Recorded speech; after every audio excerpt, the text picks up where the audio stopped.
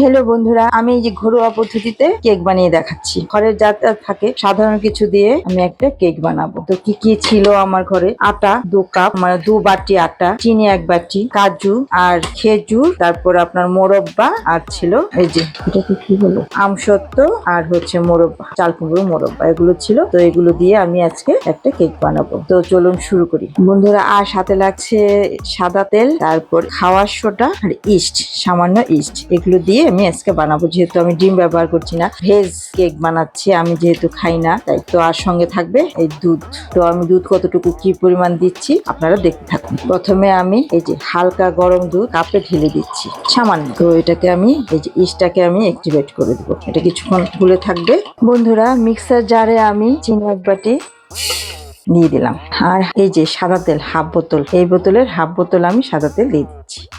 তারপর এটাকে আমি মিক্সিতে ঘুরিয়ে নিয়ে আসছি বন্ধুরা। এই যে মিক্সিতে ঘোরানোর পর এই যে এরকম দানাদার হয়ে আছে। তো এটার মধ্যে আমি সামান্য দুধ দিয়ে আবার একটু ব্লেন্ড করে নিব। আমি যে বাটিতে চিনি নিয়েছিলাম বন্ধুরা, সেই বাটিতে 1 বাটি দুধ ঢেলে দিব। এই যে বন্ধুরা, মিক্সার জারে আমি ওই 1 বাটি দুধ দিয়ে আবার ব্লেন্ডটাকে, এই যে বন্ধুরা এরকম হয়ে গেছে। দুধ, চিনি আর তেল, সাদা তেল, এরকম ক্রিমি টেক্সচার হয়েছে। তো এটা রেখে বাকি সবকিছু করে দেখাচ্ছি বন্ধুরা। এবার আমি এই যে দেখুন 2 বাটি আটা দিয়ে বানাবো। যে কোনো প্যাকেটের যে কোনো ব্র্যান্ডের আটা নিয়ে নেবেন। আর যে খাওয়া সোডা, সব একসাথে মিশিয়ে আমি এটাকে চেলে নিব। এই যে বন্ধুরা চালনিতে ভালো করে চেলে নিয়েছি। এই যে দানাদার কিছু ছিল এগুলো ফেলে দিব।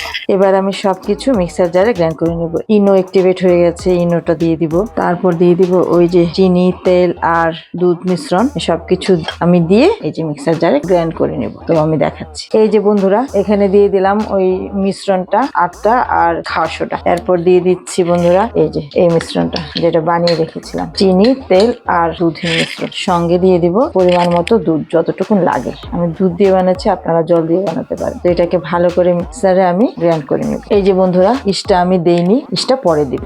এই যে বন্ধুরা একটা স্মুথ ব্যাটার হবে, পাতলাও না ঘনও না। তো এর মধ্যে আমি ইনোটা মিশিয়ে আবার একটু মিক্সার জারটা ঘুরিয়ে নেব। এই যে বন্ধুরা ইনোটা যে দিয়ে রেখেছিলাম দুধে, ওটা আমি মিক্সার জারে দিয়ে মিক্সার জারটা ঘুরিয়ে নেব বন্ধুরা। এটাকে আমি কিছুক্ষণ রেখে দিব জারের মধ্যে অ্যাক্টিভেট হওয়ার জন্য, 10-15 মিনিট। তারপর দেখাচ্ছি বন্ধুরা। এই যে ড্রাই ফ্রুট গুলোর মধ্যে আমি 1 চামচ ময়দা মিশিয়ে নেব।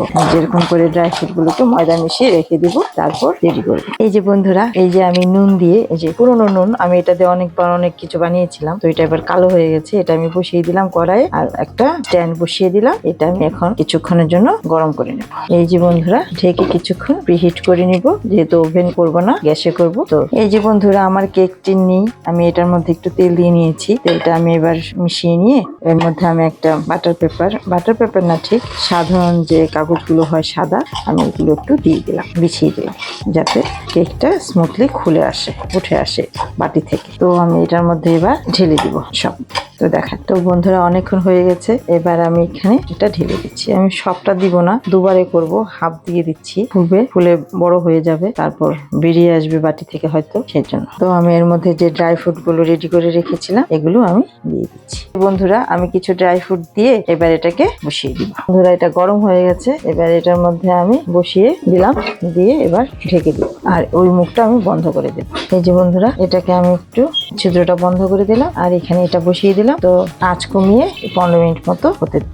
এই যে বন্ধুরা কেকটা হয়ে গেছে। আমার তো কেকটা বানাতে প্রায় 30 মিনিট সময় লেগে গেল, লো ফ্লেমে করেছি। তো দেখাচ্ছি। এই যে বন্ধুরা চাপ করতে তেমন লেগেনি, হয়ে গেছে। এখন এটাকে আমি রেখে দিব, ঠান্ডা হবে, তারপর আমি সার্ভ করে দেখাচ্ছি। ঢেকে রাখলাম, গ্যাস অফ করে দিলাম, তারপর দেখা।